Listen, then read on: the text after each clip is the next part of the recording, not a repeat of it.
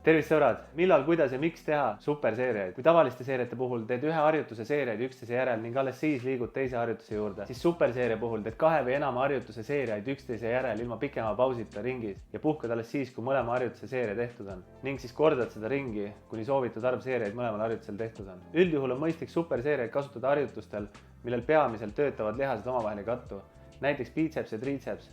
Sel juhul saab sul näiteks triitseps puhata, kuni sa biitsepsit pumpad ja sooritusvõime ei lange väga hullult.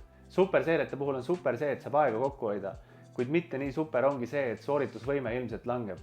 Selleks, et superseeriatest maksimaalselt kasu saada, tasub teha mõistlik harjutuste valik. Kui sa teed 2 väga rasket harjutust superseeriana, näiteks kükki ja lõuatõmmet, siis kuigi sul küki ajal käed ja selg puhkavad, tuleb ilmselt võhm ja üleüldine väsimus sooritusel suureks piirajaks. Selle olukorra saaks lahendada, kui teha väga koormavad harjutused üksinda ja ülejäänud harjutused superseeriatena või siis teha suurte harjutustega mõni väga väike harjutus, näiteks kükk ja õla lendamine. Teine mitte kõige mõistlikum valik superseeriateks on teha harjutusi, millel kõrvalised lihased tugevalt omavahel kattuvad, näiteks kummargil seljatõmbed ja seistes õlapress. Mõlemad harjutused koormavad ilmselt alaselga ja sel juhul võib tulla alaselg enne takistuseks, kui jõuavad soovitud lihased läbi töötada. Selle olukorra saaks lahendada, kui teha toetatud rinnaga seljatõmbeid või isegi istudes õlapressi. Lisaks soovitaksin ka puhata mitte ainult harjutuste ringide vahel, vaid iga seeria vahel nii palju kui aega on, sest kops koos ei ole mõtet uut seeriat alustada. Igal juhul on sellist tüüpi superseeriad väga hea viis treenimiseks ajapuuduses, kui on vaja mingi kindel treeningmaht täis saada. Mõistlikult kasutades ei lange ka sooritusvõime väga hullult ja saad ikka trennist oma soovitud tulemused kätte. Ühesõnaga, järgmine kord kui kiire, proovi superseeriaid.